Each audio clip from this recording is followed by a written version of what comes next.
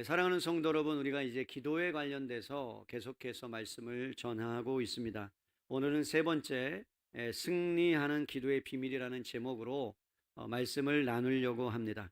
여러분, 우리 인생에, 신앙생활에 있어서 굉장히 중요한 것 중에 하나가 말씀을 연구하고 또 말씀을 통해서 설교를 듣고 설교를 통해서 은혜 받는 일 매우 중요합니다.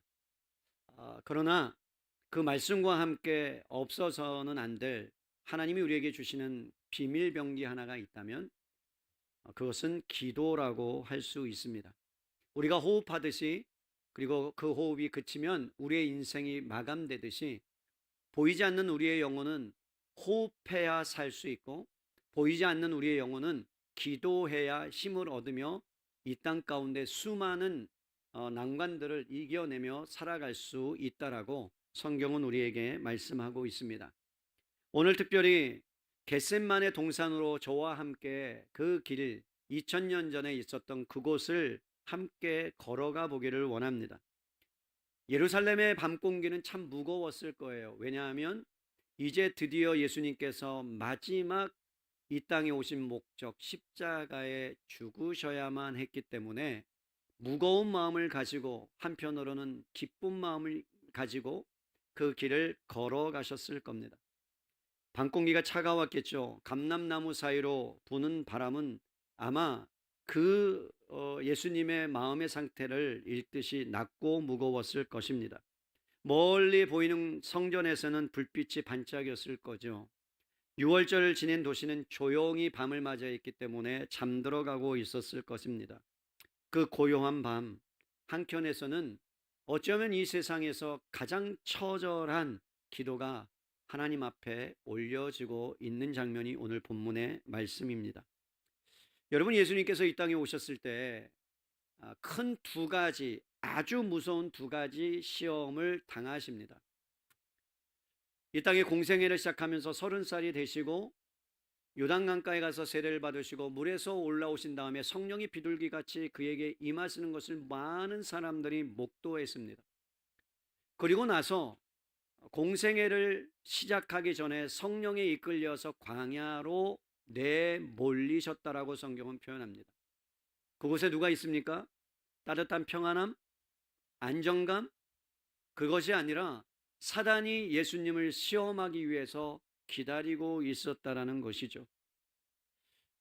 사단은 예수님을 3번에 걸쳐서 시험합니다. 근데 그 시험은 우리가 너무나 잘 아는 대로 돌덩이를 떡으로 만들어서 먹어라, 성전 꼭대기에서 뛰어내려라, 네가 하나님임을 그것을 통해서 천사들이 보호하면 하나님임을 증명될 거다, 천하 만국을 보여주면서 이 세상이 내 거니까 너에게 다 줄게, 나에게 한 번만 절해 라고 유혹합니다.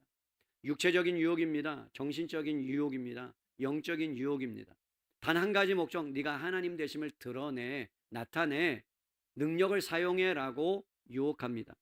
그런데 하나님께서는, 예수님이신 하나님은 자신의 능력을 발휘하지 않습니다. 나타내지 않습니다. 그저 하나님을 붙잡고 말씀으로 그것을 승리해 내셨습니다. 여러분, 잘 생각해 보세요. 어떤 것이 무섭습니까? 여러분, 핍박이 오고 뭔가를 때리고 죽이고 그러는 것이 어떤 면에서는 두렵잖아요. 예전에 일제시대에 예수 믿는 사람들을 가가홍문 방문해서 예수 믿느냐 안 믿느냐에 따라서 죽이는 일들이 있었습니다. 유대인의 홀로코스트를 보면 여러분, 히틀러가 예수 믿는 사람들을 다 색출해내서 죽이는 일이 있었습니다. 얼마나 두려웠겠어요. 그리고 그 두려움 가운데 사람들은 숨죽여서 숨고 지내고 있는 그러한 일들을 지금 사단이 행하는 게 아니고 예수님께 와서 뭘 시험하고 있다고요? 예수님의 약점과 하나님의 아들 되심과 그리고 영적인 부분을 건드리고 있다는 거죠. 그리고 또 한 가지, 첫 번째 시험과 차원이 다른 한 가지 유혹이 더 있습니다. 그것은 외부로부터의 유혹이 아니었어요. 사단이 보이는 것으로 공격하지 않았어요. 십자가를 목전에 앞두고 여러분, 우리가 읽은 말씀, 사탄의 세력보다 더 우리를 괴롭게 하고 우리를 더 당황스럽게 하고 우리를 공경에 빠뜨리는 아주 무시무시한 전략이 여러분 사용되어집니다. 그게 뭘까요? 여러분, 나타나는 것, 보여지는 것보다 더 무서운 게 뭔 줄 아세요? 뭘까요? 성경은 이렇게 말씀합니다. 우리들 자신이라고. 여러분, 우리 자신보다 더 어렵고 힘든 대상이 어디 있어요? 외부의 적보다 내부의 적이 훨씬 더 무섭고 싸우기 어려운 거예요. 그래서 여러분, 우리는 하루하루 살아가면서 얼마나 좌절합니까? 낙심합니까? 절망합니까? 회사를 몇 번이라도 때려치고 싶은 거고요. 가기 싫은 거고요. 내가 이 돈 벌어서 뭐 해야 되나? 내가 이런 욕을 먹어야 되나? 내가 이 짓거리까지 해야 되나? 내가 이렇게 살아야 되나? 그리고 남편이, 아내가, 자식이, 그런 여러분 현실 앞에서 여러분 가장 무서운 것은 내 자신이 절망하고 자신 앞에서 패배하고 있다라는 거죠. 오늘 예수님도 사단의 공격보다 자신이 자신과 싸워야 되는 아주 절대절명의 위기 앞에 놓여져 있습니다. 여러분, 오늘 질문을 하나님 앞에 예수님이 하시잖아요. 아버지, 이 십자가 제가 져야 합니까? 하나님 아버지, 내가 이 땅에 와서 구원하는 건 맞아요. 그게 가야 되는 건 맞습니다. 그런데 십자가 지지 않고 다른 길은 없습니까? 라고 하나님 앞에, 아버지 앞에 기도합니다. 이것은 자기 자신과의 싸움입니다. 여러분, 그 길을 가야 되는 건 알아요. 그런데 여러분, 그 길을 가는 데 있어서 그것이 얼마나 두렵고 무서운 건지를 알아요. 우리가 예수님을 믿고 그 길을 걸어가야 되는 것 알아요. 그런데 세상이 가만두지 않아요. 사람들이 가만두지 않아요. 옆에 있는 사람들이 가만두지 않아요. 그런데 여러분, 가만두지 않는데 그러한 것들을 통해서 내 안에서 싸움이 일어나요. 갈등이 일어나요. 외부의 것보다 내 안에서 일어나는 갈등이 훨씬 더 복잡하고 미묘한 거예요. 5만 가지의 생각이 다 들어요. 남들은 툭 하나 던진 그 말이 내 안에 쌓이기 시작합니다. 별거 아닌 건데 쌓여요. 그 하나의 행동이 별거 아닌데 내 입장에서 해석해내고 내 입장에서 여러분 오해하고 그것을 또 눈덩이처럼 크게 만들어서 내 안으로 갖고 들어와요. 갖고 들어와서 뭐 하는 줄 아세요? 생각하고 묵상하고 그러면서 난도질해요. 내가 이렇게 무시받아도 되는 거야? 나를 이렇게 몰라줘서 되는 거야? 내가 이 정도밖에 안 돼? 내가 얼마나 많이 했는데? 그런 5만 가지의 생각들이 들어와서 자기 자신을 피폐하게 만들어 버립니다. 지금 예수님 안에 하나님이신 그 예수님께서 처절하게 싸우고 있는 것이 뭐예요? 그 길을 가야 되는데 가기 싫은 게 아니에요. 여러분, 가기 싫어서 싸우는 게 아니에요. 가야 되는 거는 가야 되는 걸 알아요. 근데 그 무게감이 엄청나다는 걸 아시는 거예요. 그런 상황 가운데 예수님께서 지금 이 십자가를 앞두고 어떻게 하시냐면 산으로 올라가시죠. 산으로 올라가신 이유가 뭡니까? 여러분 32절 보세요. 그들이 겟셋마네라는 곳에 이를 때에 예수께서 제자들에게 이르시되 내가 기도할 동안에 너희는 여기 앉아 있으라 하시고 기도하기 위해서 올라가셨어요. 이유가 뭐라고요? 십자가를 져야 되는데 여러분, 그 십자가를 지기 위해서, 십자가를 죽음의 길을 맞이하기 위해서 여러분 오롯이 그것을 감당하고 승리할 수 있는 유일한 길이 뭐라고요? 기도밖에 없었다고요. 기도밖에. 여러분, 가진 방법을 사용해도 되잖아요. 예수님의 능력이라면 넘어가도 되잖아요. 구원의 역사를 그냥 구원이라고 한번 외치면 다 구원받을 수 있잖아요. 물속에 빠진 영혼도 살리고 바다도 잠잠케 하고 문둥병자도 고치는 하나님이라면, 그러면 그 예수님이 모든 인류를 십자가 지지 않고 다 구원받아라 라고 한마디 외치면 돼야 되는데, 그런데 여러분, 그 십자가를 져야 되는 것을 알기 때문에, 그것을 져야 되는 그 무게감이 엄중하기 때문에, 그래서 그것을 감당할 수 있는 힘을 자기의 힘이 아니라 뭐라고요? 하나님으로부터 그 능력을 힘입어야만 감당할 수 있기에 기도의 자리에 나아가는 것입니다. 사랑하는 성도 여러분, 십자가를 지고 하나님의 위대한 구원의 역사를 이루기 위해서 겟셋마네 동산의 기도는 반드시 필요했다는 거예요. 나아가 주님은 제자들에게 여러분 기도를 가르쳐주고 훈련시켜 주시기 위해서 제자를 데리고 산으로 올라가십니다. 그래서 우리 가운데 있는 모든 문제를 해결할 수 있는 유일한 길은 여러분 기도 외에는 다른 방법이 없는 줄로 믿을 수 있기를 바랍니다. 여러분 겟셋만의 동산이라고 하는 뜻은요, 기름 짜는 틀입니다. 여러분 기름 짜는 틀이 뭔 줄 아십니까? 옛날에 방앗간에 가면 여러분 탈곡을 하고 그리고 껍질이 있는 것들이 있으면 맷돌 안에 그것을 넣고 깨를 넣고 돌리면 그 깨가 완전히 갈려지듯이 올리브 열매를 무거운 돌로 짓이겨서 기름을 짜내던 그 틀. 그러니까 지금 십자가를 향하여 가는 그 예수님이 뭐라고요? 자신에 있는 모든 것을 다 짜내야 되는 그것을 지금 겟셋만의 동산으로 표현해 주고 있는 거예요. 그 고통이 얼마나 강했을까요? 그 고통이 얼마나 컸을까요? 그래서 예수님은 그 겟셋만의 동산에 가는 그 길 안에 내가 죽어야 될 그 무게감, 십자가에 찔려야 되고 가시관을 써야 되고 침뱉음을 받아야 되고 다른 제자들에게 다 배반을 당해야 되는 그런 모든 모욕과 고통을 다 알고 있는 상황 안에서 영혼이 짓눌렸고 어떻게 할 바를 모르자 하나님 앞에 고통 속에서 기도합니다. 얼마나 기도하셨든지 땀방울이 핏방울이 됐다라는 거예요. 영혼이, 여러분 어떻게 기도할 때 주님이 뭐라고 말씀하시냐면 34절 보세요. 34절 말씀하시되 내 마음이 심히 뭐하여 고민하여 뭐하였으니 죽게 되었으니. 얼마나 고통이었어요. 고민 정도가 아니에요. 여러분 어머니로 아버지로 살아간다는 것은 참 귀한 하나님의 축복입니다. 부모라는 것은 주님이 주신 선물이기도 합니다. 그러나 부모가 되고 자녀를 낳으면 그때부터 우리의 인생은 축복이지만 그럼에도 불구하고 자녀를 키우면서 오는 짐과 무게는 누구에게도 말할 수 없습니다. 자식은 모릅니다. 가장이라는 무게는 밖에 나가서 일하고 집에 들어올 때는 웃으면서 들어오지만, 그러나 요즘은 40대 중반 50대 초반이면 명퇴나 황퇴를 하고 그리고 직장을 잃는 경우는 다반수입니다. 직장을 잃었다고 가정합시다. 그러면 집에 와서 그것을 말할 수 있습니까? 그 무게감, 가장의 무게감이 있기 때문에 본인이 애쓸 겁니다. 어떻게 해야 될지 생각할 겁니다. 그리고 다른 직장을 찾아보기도 할 것입니다. 그러한 무게감이 여러분 짓누르듯이 그런 가운데 예수님은 십자가를 앞두고 그런 가운데 기름을 짜듯이 모든 것을 짜내어 하나님 앞에 기도하고 있다는 거죠.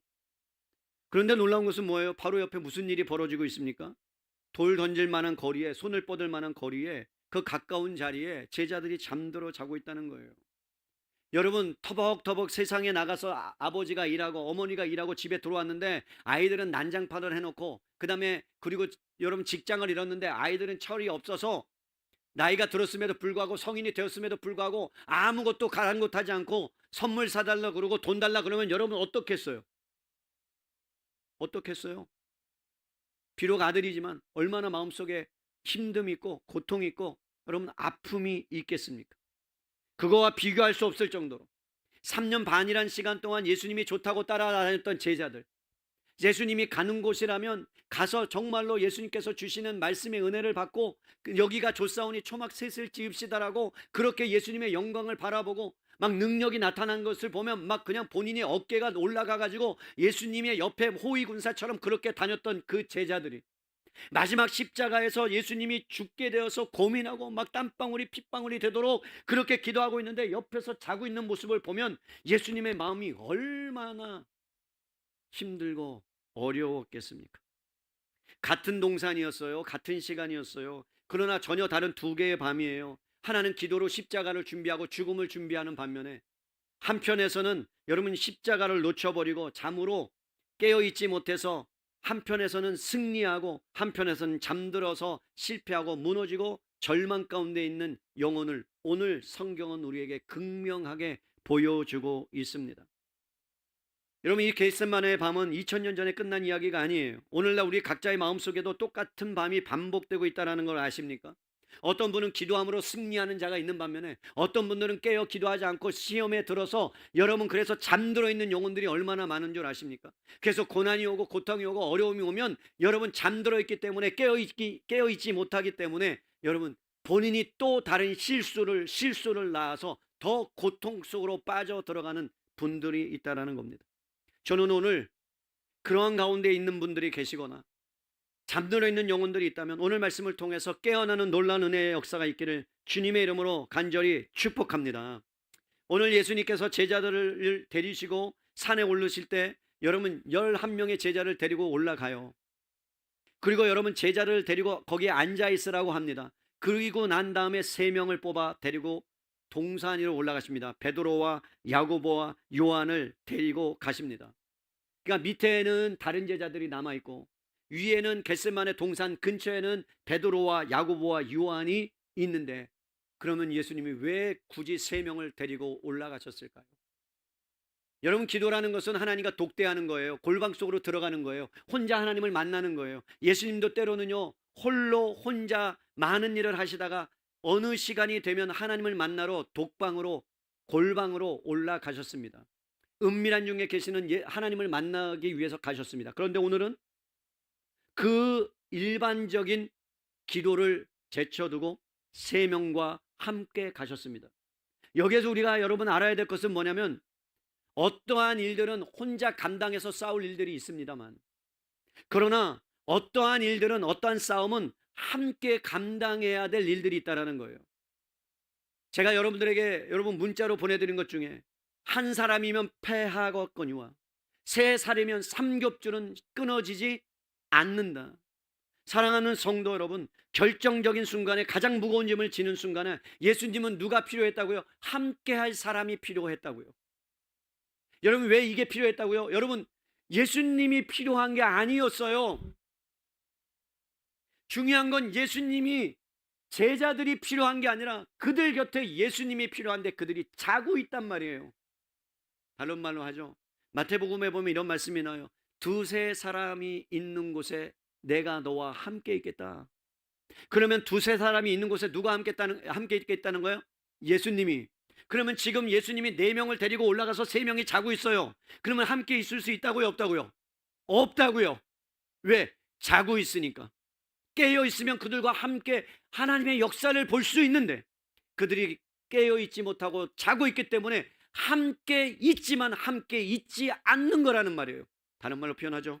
우리가 교회 와서 예배를 드려요. 오늘도 예배를 드려요. 그런데 여러분, 여기에 함께 있어요. 근데 어떤 분들은 함께 있는데 하나님의 임재가 함께 있는 사람이 있는 반면에 함께 있는데 함께 있지 않은 영혼도 있다는 그 불행한 일이 우리 안에 있다는 걸 아십니까?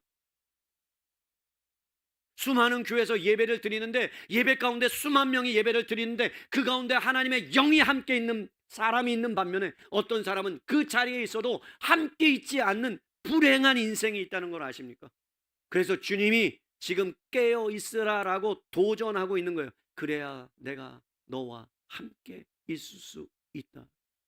사랑하는 성도 여러분, 잠자는 영혼들이 계시다면 깨어 일어나 주님의 함께 하심을, 임마누엘을 경험할 수 있는 저와 여러분 될 수 있기를 주님의 이름으로 간절히 축복합니다. 여러분, 우리 인생도 겟세마네 동산에 설 때가 많이 있어요. 도저히 감당되지 않는 여러 일들이 우리 안에 순식간에 여러분 일들이 일어납니다. 갑작스러운 사고를 당하거나 갑작스러운 진단서를 받거나 관계가 깨어지거나 사업이 무너지거나 잘 되고 있었던 것 같은데 한순간에 무너지는 일들이 일어납니다. 아무에게도 말하지 않고 이불 속에서 홀로 삼키면서 기도하죠. 그런데 주님이 말씀하는 거예요. 뭐라고요? 너 홀로 감당하지 말아라. 내가 너와 함께 할게. 그리고 함께 할 수 있는 사람들과 기도해라. 그것이 마귀가 가장 두려워하는 것이다. 그것이 승리하는 길이다. 내가 너와 함께 할 때 너는 승리할 수 있다. 사랑하는 성도 여러분, 주님이 함께 하셔야 승리할 수 있습니다. 여러분의 인생은 주님과 함께 하셔야만 승리할 수 있습니다. 주님이 함께 하셔야만 여러분 승리할 수 있습니다. 여러분 홀로는 안 됩니다. 그래서 여러분들이 함께 주님과 묶여져 있을 때에 비로소 승리할 수 있는 거예요. 지금 묶여져 있지 않았어요. 같이 있었는데, 공간 안에 있었는데 같이 묶여있지 않았어요. 다른 생각이에요. 여러분, 제자들이 지금 다른 생각하고 있는 거예요. 어떤 생각이요? 예수님이 십자가에 죽어서 인류를 위해서 죽어야 마땅해서 그 모든 죄를 뒤집어 쓰고 그래서 승리할 수 있는 그 길을 가는 건데, 제자들은 뭘 승리를 보는 거예요? 예수님이 갖고 계시는 것이 아니라 메시아, 정치적인 메시아로서 이 땅 가운데서 어떻게 내가 조금 예수님 옆에서 무엇을 얻어먹을까? 힘을 가질까? 그 다음에 명예를 가질까? 권력을 가질까? 라는 다른 생각을 가졌기 때문에 그들은 기도하지 못한 거예요. 사랑하는 성도 여러분, 우리가 겟셋만의 동산 앞에 섰을 때 예수님께서는 어떻게 무엇을 위해서 무엇을 기도하셨는지 한번 살펴봅시다. 35절이에요. 조금 나아가서 땅에 엎드려 될 수 있는 대로 이때가 자기에게서 지나가기를 구하여 이르시되 아빠 아버지여 아버지께서는 모든 것이 가능하오니 이 잔을 내게서 옮기시옵소서. 그러나 나의 원대로 마옵시고 아버지의 원대로 하옵소서. 여러분, 유대인들은 보통 손을 들어서 기도합니다. 그런데 그날 밤 예수님은요, 서서 기도할 마음이, 왜? 유대인은 서서 기도해야 돼요. 그런데 그럴 마음이 없으셨어요. 엎드려서 얼굴을 땅에 대고 바위에 손을 얹고 그냥, 여러분, 뭔가 고요한 모습이 아니에요. 몸을 막 몸부림치면서 하는 기도예요. 몸부림치면서 하는 기도. 사생결단하는 기도예요.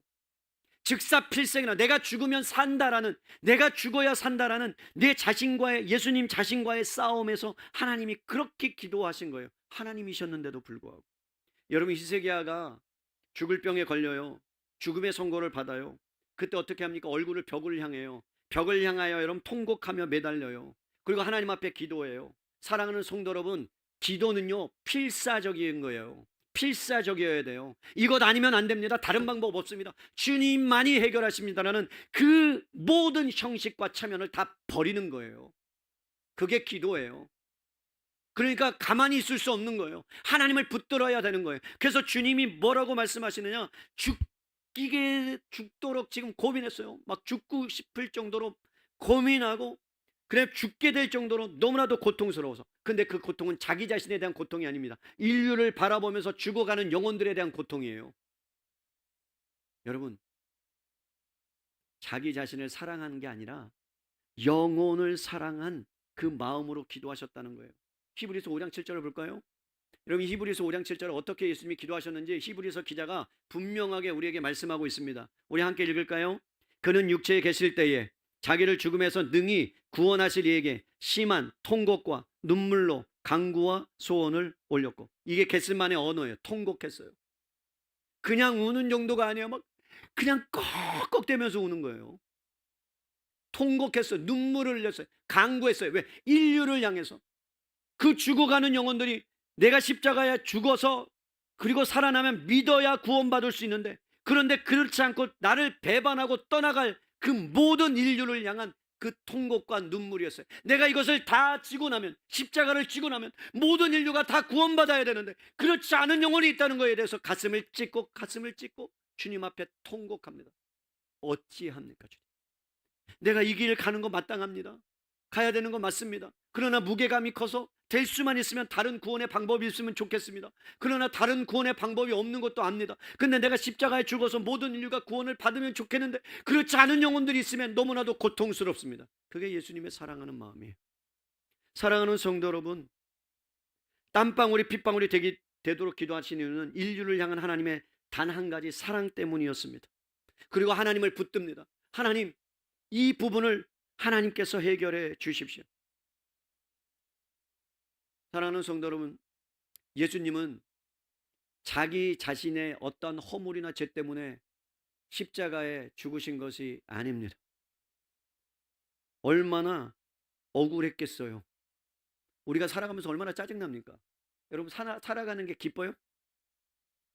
한번 김치 기쁘세요? 행복하신 것도 있죠. 그러나 슬픔? 이런 것들이 더 어떤 면에서는 그것보다 더 크지 않습니까? 여러분, 행복했다가도 조그만 것 하나 때문에 얼마나 우리 마음이 뒤틀리는 인생입니까? 근데 지금 예수님께서 억울함을 당하고 고통을 당하고 여러분 신경질적이고 짜증나는 여러분들의 모든 인생들 가운데 기도라는 것이 뭐냐면 아버지께 보내드리는 거예요. 뭐라고요? 아버지께 보내드리는 거예요. 기도는. 여러분의 짜증도 주님께 드리세요. 아멘 안 하는 거 보세요. 그럼 가지세요.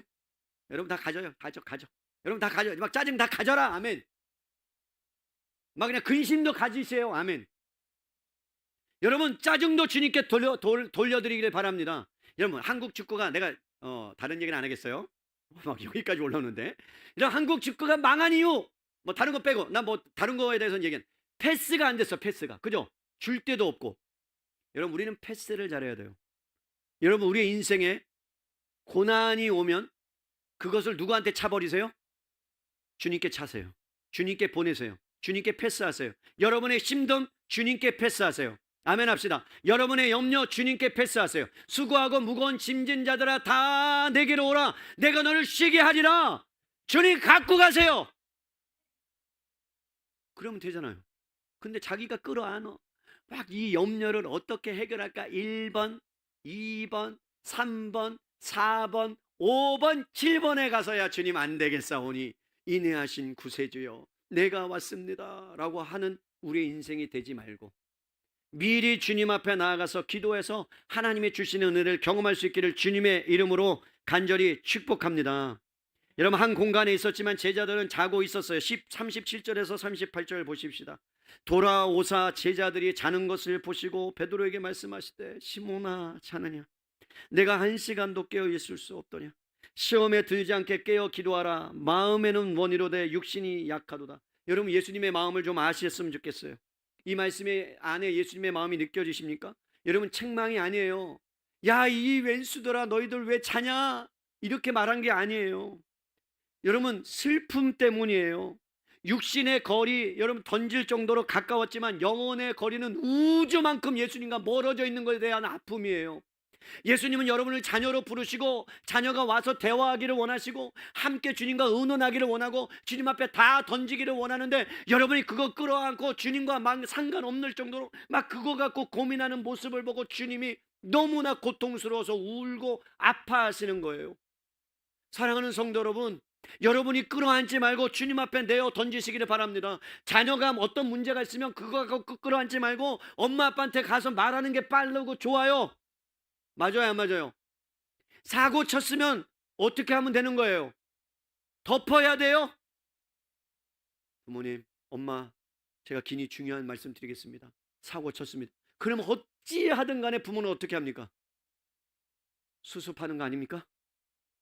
그죠? 자식을 뭐 하기 때문에? 사랑하기 때문에 그런 건 아닙니까?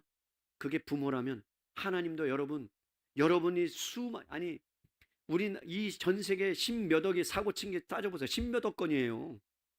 그거 주님이 지금 수습하고 계세요. 지금 여러분들이 지금 다 여러분 사고 친 거 지금이 수습하고 계세요. 그럼 또 어떤 분이 이렇게 생각해요. 주님, 저는 믿음이 좋으니 주님께로 서습을 안 드리기로 내가 다 해결하기로 하겠습니다. 아니에요. 주님은 다 받으시기를 원합니다. 사랑하는 성도 여러분, 예수님은 그러한 마음이셨어요. 그런데 가서 보니까 자고 있는 거예요. 몸이 피곤한 것도 압니다. 그러나 여러분, 몸이 피곤한 것보다 뭐가 문제라는 것을 오늘 분명히 말합니다. 다시 볼게요. 시험에 들지 않게 뭐하라? 깨어 기도하라. 그러니까 그들이 여러분 육신이 약해서 시험에 드는 이유 뭐 때문이라고요? 깨어 기도하지 않았어. 결론은 나왔어요. 여러분이 시험에 드는 이유는요, 깨어 기도하지 않아서 그래요.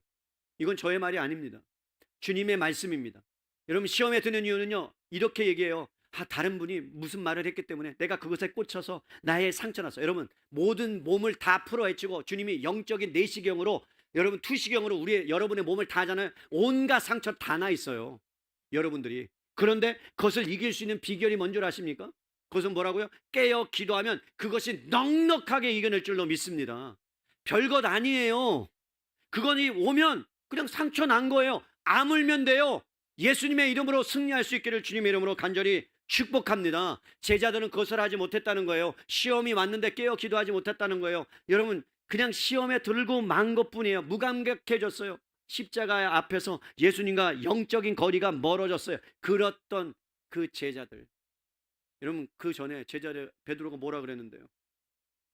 다 주를 버릴지라도 결코 그렇게 하지 않겠습니다. 나는 절대로 그렇게 하지 않겠습니다. 그러나 정작 결정적인 순간에 그는 그냥 힘없이 무너지고 맙니다. 자기 자신을 모를 때 나오는 소리죠. 참으로 자기 자신을 아는 사람은 큰 소리 치지 않아요. 자기 자신의 연약함을 알기 때문에 주님 앞에 엎드려 고백하는 거예요. 여러분, 사도 바울이 이렇게 말씀했어요. 로마서 7장 1절에 내가 원하는 바 선은 행하지 아니하고 도리어 원하지 아니하는 바 악을 행하는 도다. 선을 행하고 싶은데 여러분, 간절한데 몸은 자꾸 다른 방향으로 가는 거예요. 새벽에 눈을 뜨면 하나님이 나를 눈을 뜨게 해준가 보다. 그리고 새벽 기도를 하면 되는데, 그냥 그 자리에서 하면 되는데, 여러분 새벽에 눈을 뜨면 어떻게 해요? 내가 왜 이렇게 갑자기 떴지 눈을? 이거 아니지. 그러고 자죠. 그죠? 근데 그게 계속해서 주님이 깨우시는 시간대가 동일하다면 여러분 주님의 사인으로 받아들여야 되는데, 우리는 뭐라고 생각해요? 내가 오늘 내가 한두 시간을 더 자지 않으면 내 인생은 일주일 동안 힘들 거야, 피곤할 거야 라고 단정해버려요. 육신의 소욕의 영적인 부분을 여러분 이겨내지 못하고 패배하는 인생들이 있다라는 거죠. 사랑하는 성도 여러분, 그렇기 때문에 마음이 원해도 몸이 순종하지 못할 때도 있습니다. 우리는 육신의 지배를 받고 있기 때문에 그렇습니다. 그러나 우리 삶이 평안할 때, 형통할 때 우리는 십자가를 쉽게 잊어버려요. 배부르면 영혼이 잠든다는 말이 있어요. 사업이 잘 되고 자녀가 잘 되고 건강에 큰 문제가 없으면 기도하지 않아요. 제가 여러분 성경에서 말씀합니다. 우리는 기도의 자리에 나가지 않아요. 마귀는 우리에게 큰 죄를 지으라고 유혹하는 시대는 이미 지났어요. 우리는 죄인인데 뭐라고 유혹하는 줄 아세요? 조금 있다가 기도해, 조금 있다가 기도해, 조금 있다가 주님 앞에 나가. 괜찮아, 네가 할 수 있는 거 다 해봐. 그리고 안 되면 주님 앞에 나가. 이게 사단의 목소리예요. 유혹이에요. 아니요, 사랑하는 성도 여러분, 그것이 십자가에서 점점 멀어지게 만드는 사단의 유혹의 방법입니다. 자그마한 일이 있어도 주님 앞에 기도할 수 있기를 바랍니다. 주님이 언제 작은 것 기도하고 작은 것 기도하지 말고 큰 것 기도하라고 말한 적이 없습니다. 항상 기도하라, 항상 기도하라, 쉬지 말고 기도하라고 말씀하셨다면 우리는 작은 것 하나라도 기도해야 될 줄로 믿습니다. 그것이 우리의 인생입니다. 그런데 사단은 자꾸 기도하지 못하게 만들고 주님과의 거리가 멀어지게 만들고, 그래서 영적인 거리가 멀어지면 주님을 찾지 않게 되고 주님과 함께하지 못하기 때문에 주님의 능력을 우리가 경험하지 못하게 되는 겁니다. 그런데 3번이나 걸쳐서 여러분 이 제자들이 자고 있다는 거예요. 그래서 여러분 예수님이 마지막에 41절에서 42절 보면 이렇게 말합니다. 3번째 오사 그들에게 이르시되 이제는 자고시라. 포기한 게 아니에요. 여러분 잘 보세요. 이 뉘앙스가 이제는 쉬어라, 괜찮다, 너 이제 기도하지 마, 이런 의미가 아니란 말입니다. 때가 왔기 때문에 쉬어라 그런 거예요. 이제 3번 기도할 정도로 시간이 다 지나니까 누가 오고 있어요? 밑에서는 군병들이 예수님을 잡으러 온 거예요. 그래서 쉬라고 한 거지, 너 기도해서 절망했으니까 그냥 내가 포기할게, 그런 의미가 아니란 말입니다. 여러분 발자국 소리가 들립니다. 가룟 유다와 무리들이 이제 횃불을 들고 예수님을 잡으러 옵니다. 기도할 시간이 다 끝났습니다. 여러분 기도할 때가 있는 거예요. 그것을 지나면 끝나는 거예요. 십자가로 갈 수밖에 없는 거예요. 여러분 그러면 시험에 드는 거예요. 사랑하는 성도 여러분, 기도할 때 문제가 터지기 전에 여러분 기도할 수 있기를 바랍니다. 터진 후에 기도는 이미 늦은 기도예요. 여러분 기도는 사고를 막는 예방주사와 같아요. 문제가 오기 전에, 시험이 오기 전에, 위기가 시작되기 전에 미리 하나님 앞에 엎드려서 기도할 수 있기를 바랍니다. 여러분 화재 경보가 울리는데 집에 잠들어져 있으면 죽는 거예요. 영적으로 둔감한 상태, 기도가 형식이 되고 말씀 앞에 무감각해지는 위기가 다가오는 경고음을 울리는 겁니다. 3번이나 주님이 말씀하셨던 그 제자들, 베드로는 3번 예수님을 부인합니다. 그리고 예수님을 떠나버립니다. 가차없이 무너집니다. 다시 한번 여러분 겟세마네로 돌아가 봅시다. 하나님 앞에 나아가서 예수님은 하나님 앞에 모든 것을 내어드립니다. 근심 내어드립니다. 걱정도 내어드립니다. 아빠, 아버지, 내가 심히 죽게 됐습니다. 솔직하게 고백합니다. 어떻게 해야 됩니까? 이거 지나가게 해주세요. 그러나 나의 원대로 마옵시고 주님의 뜻대로 되기를 원합니다라고, 그러면서 기도가 바뀌기 시작합니다. 하나님의 뜻이 이루어지는 기도로 바뀝니다. 기도하기 전에는 내 뜻이었어요. 심히 죽게 되었어요. 그저 심히 죽게 되었어요. 그걸 바꾸세요. 죽게 된 걸 죽게로 바꾸세요. 이해를 못 하셨군요. 옆에 분에게 죽게 된 걸 죽게로 바꾸세요. 이해하신 거죠? 네, 이해하셨으면 끄덕끄덕. 네, 주님께로 바꾸세요. 여러분 주님께로 주님은 바꿨어요. 심히 죽게 되었지만 주께로 나아가서, 아버지께로 나아가서 주님 앞에 모든 것을 하나님께 드렸더니 하나님께서 그의 마음을 붙드시고 그의 마음 가운데 하나님의 뜻이 이루어지도록, 그래서 완전하시고 그리고 인간이신 그 예수님께서 어떻게 해요? 내가 마셔야 합니까? 라고 기도했던 그분이 이제는 어떻게 해요? 주님의 뜻대로 되기를 원합니다라고 기도의 방향이 달라졌습니다. 사랑하는 성도 여러분, 우리도 살면서 기도드릴 때 주님 내가 이 짐을 져야 됩니까? 내가 맞이도 아닌데, 내가 둘째인데 왜 감당해야 됩니까? 라고 그렇게 생각할 때 여러분 주님께로 나아가서 하나님 앞에 그 문제를 내어 던지면, 패스해 버리면 주님이 그것을 받으시고 어떻게 해요? 하나님의 꼴 목표와 계획을 향하여 주님이 인도해 가시게 될 줄로 믿습니다. 여러분, 놀라운 것은 뭐냐면 이 십자가의 사건이 일어나기 전에 제자들이 3번이나 기도하지 못해서 연약해서 무너진 것을 다 아시고도 28절로 가보면, 14장 28절에 가보면 주님의 놀라운 것을 말씀하셨는데 이게 기가 막힌 거예요. 그러나 십자가를 지기도 전이에요. 3번이나 여러분 제자들이 겟세마네 동산에서 기도해서 넘어지고 실패한 것 전에 주님이 이렇게 말씀해요. 내가 살아난 후에 너희보다 먼저 갈릴리로 가리라. 무슨 말씀이야? 내가 너 실패할 것 알아. 너 3번이나 육신이 연약해서 기도하지 못할 것도 알아. 너희 뜻대로 살고 싶은 것도 알아. 그런데 좌절하지 말고, 그리고 절망하지 말고 내가 다시 너를 일으켜 세울 거야. 믿으십니까? 사랑하는 성도 여러분, 먼저 가신답니다. 주님이 먼저 그 길을 가셨답니다. 여러분, 먼저 그 길을 가는 게 얼마나 어려운 일인 줄 아십니까? 제가 고등학교 1학년 때 교회에서 수련회가 있었어요. 근데 수련회가 있어서 원래는 산을 타기로 했어요. 산을 타서 그 전에 여러분 미리 선발대가 가갖고 길을 닦아놨어요. 근데 비가 많이 오니까 거기에 풀이 자라는 거예요. 길이 없는 거예요. 그래서 아이들 70명을 데리고, 그래도 고등학교 1, 2학년이라고 형들이라고, 그래서 그 앞장서 갖고 낫을 들고 막 그 몽둥이를 들고 막 옆에를 막 이렇게 헤치면서 막 갔어요. 막 길 없는 곳을 길로 만드는 거죠. 그러면 여러분 앞에 막 그 길이 없으니까 막 가시에도 찔리고 남에도 찔리잖아요. 그럼 뒤에 오는 사람은 어때요? 편하죠? 주님이 그 길 가셨다니까요. 기도하셨다니까요. 우리는 가면 된다니까요. 우리는 쉬운 길이라니까요. 우리는 쉬운 길이에요. 닦아 놓으셨어요. 가면 주님이 이루실 거예요. 믿으십니까? 그래서 먼저 갈릴리로 간 거예요. 그리고 난 다음에 사랑하는 성도 여러분, 주님께서 잠든 제자를 버려두지 않고, 그리고 또 어떤 말씀을 하시는지, 이거에 너무나 기가 막힌 말씀. 42절 같이 읽어야 돼요. 42절. 여기 거기 일어나라, 거기서부터요. 시작. 일어나라, 함께 가자. 보라, 나를 파는 자가 가까이 왔느니라. 뭐라고 써 있어요? 일어나라. 내가 너 일으켜 세울 거야. 그리고 뭐라고요? 너 실패했어도 내가 함께 갈 거야. 너는 실패했지만 내가 함께 하니까 너는 함께 갈 수 있어. 여러분, 이게 위로가 되잖아요. 우리는 몇 번씩이나 우리는 신앙에 넘어집니다. 시험에 들기도 합니다. 그러나 주님이 말씀해요. 내가 먼저 갈릴리로 갈게. 그리고 주저앉지 말고 일어나. 괜찮아. 어떤 정신과 의사가, 요즘 제가 정신과 의사의 이야기를 좀 많이 듣거든요. 이런 얘기를 했어요. 제가 굉장히 불안 지수가 높은 사람입니다. 근데 이렇게 얘기하더라고요. 불안이라는 것은 살아있는 증거다. 이해가 되세요? 저는 이해가 되더라고요. 내가 불안하고 그것을 생각하고 있다는 것은 내가 살아있다는 증거다. 살아있으니까 살으려고, 그 불안에서 벗어나려고 하는 증거다. 또 하나, 열심히 살았다는 증거다. 저는 그게 되게 위로가 됐어요. 여러분, 불안하십니까? 열심히 살았다는 증거예요. 그래서 여러분들 이렇게 해보세요. 여러분 자신한테 해보시라고요. 수고했어. 이쁘다. 이렇게 해보신 적 있어요? 저는 자주 해요. 이쁘다. 근데 뭐 버스 타거나 지하철에서는 하지 마세요. 큰일 납니다. 119 전화합니다. 119 아닌가?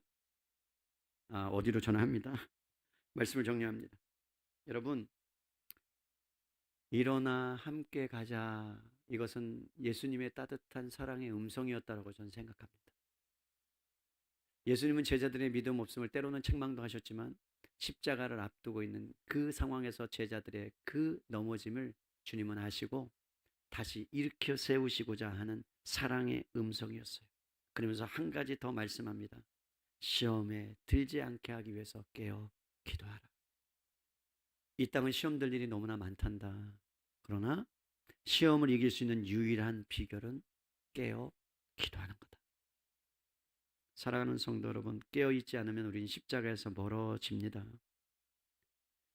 저는 여러분들이 일주일의 삶을 직장에서 피곤하고 가정 돌보느라 힘든 상황에서 그리고 주일날 이렇게 오신 것만 해도 너무나 감사하고, 그러나 시험될 일이 얼마나 많은 가운데서도 여러분이 시험을 이길 수 있는 이유는 깨어 기도하고 있기 때문이요, 영적으로 깨어나 있기 때문인 줄로 믿습니다. 깨어 있다는 건 주님과 가깝다는 얘기고 주님과 함께 한다는 이야기예요. 그것이 극명하게 드러난 것이 기도입니다. 여러분, 기도가 막혀져 있으십니까? 그러면 주님과의 관계도 막혀져 있는 겁니다. 여러분, 기도를 하지 않고 계십니까? 그러면 언젠가 여러분은 십자가에서 멀어져서 시험에 들 일이 생기게 될 것입니다. 자만할 수도 없습니다. 그리고 교만할 수도 없습니다. 우리는 늘 겸손함으로 주님 앞에 나아가서 주님 겟셋만의 동산에서 기도하셨던 것처럼 일어나 함께 가자라는 그 초청 앞에 여러분이 들어가셔서 주님이 주시는 예수 이름의 권세와 응답과 능력의 비밀의 승리의 은혜를 날마다 맛보며 살아갈 수 있는 저와 여러분 되시기를 주님의 이름으로 간절히 축복합니다. 아멘. 네, 기도는 패스다. 죽게 되었사오니 죽게로 가자. 끝. 네, 아멘. 우리 나의 하나님 찬양 부르시고 우리 다 같이 자리에서 일어나셔서 나의 사랑 너는 어여쁘고 참 귀하다라는 찬양 부르시고 한두 가지 기도하고 바로 예배 마치고 공동회를 하도록 하겠습니다.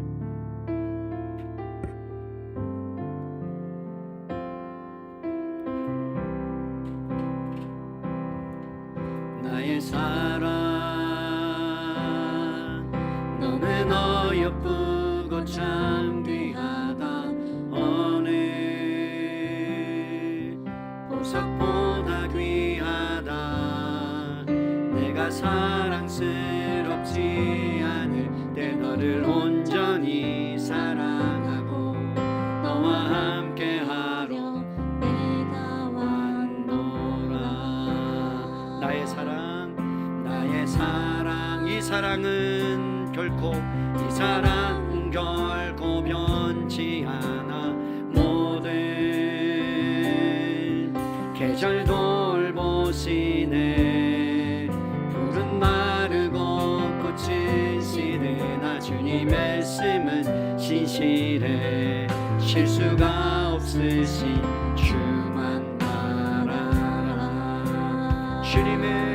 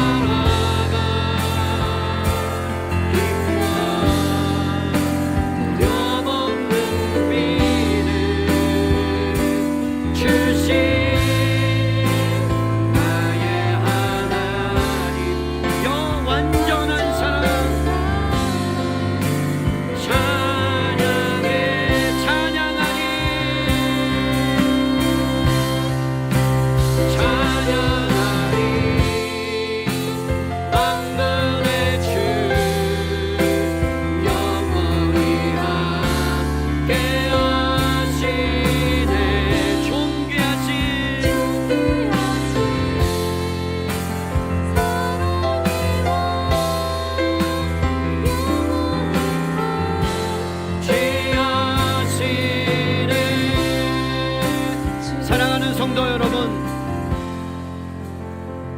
겟세마네에서의 기도는 주님이 여러분과 함께 하고자 여러분의 실패, 여러분의 고통, 여러분의 눈물, 여러분의 아픔까지 다 안으시고자 하는 처절한 하나님의 기도, 아버지의 기도였습니다. 사랑하는 성도 여러분, 우리가 주님과 함께하면, 주님과 가까워지면 문제를 넘어설 수 있는, 승리할 수 있는 힘이 그 안에 있습니다.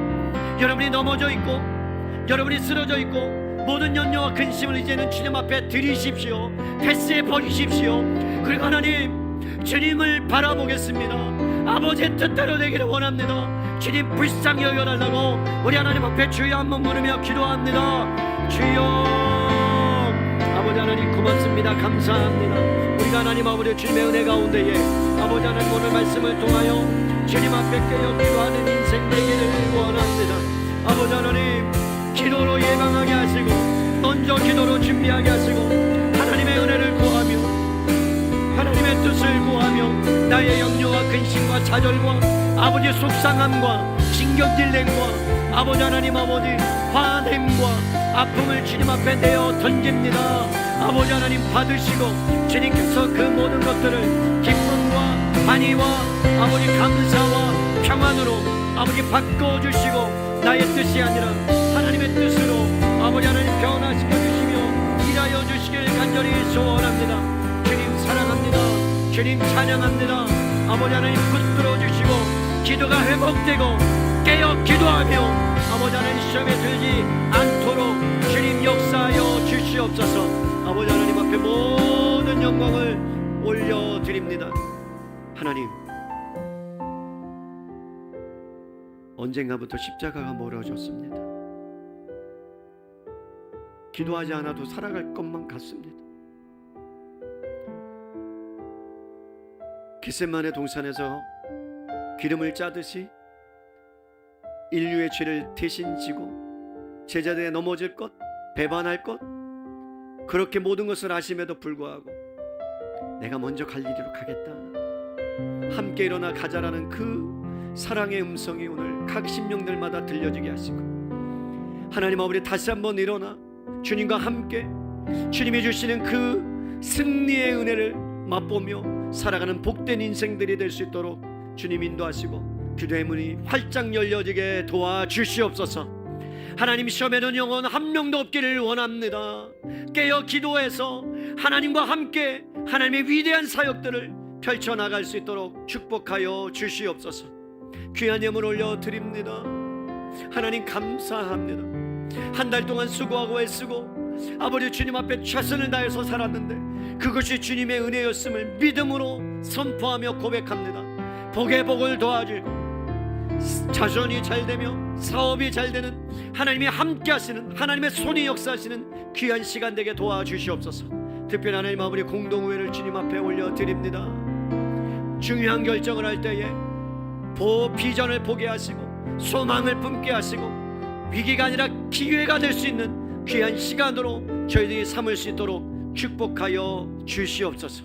이제는 죄와 사망의 권세를 깨뜨리시고 부활의 생명 되어주신 예수 그리스도의 은혜와 하나님 아버지의 극진하신 사랑하심과 성령님의 내주 교통 함께 역사하심이 승리하며 기도함으로 살아가기를 원하는 은혜 사랑의 교회 모든 성도님들 머리 위에와 한국교회 북한 동포와 세계 열방과 물건원 기도학교와 다음 세대 위에 이제부터 영원토록 함께 있을지어다. 아멘.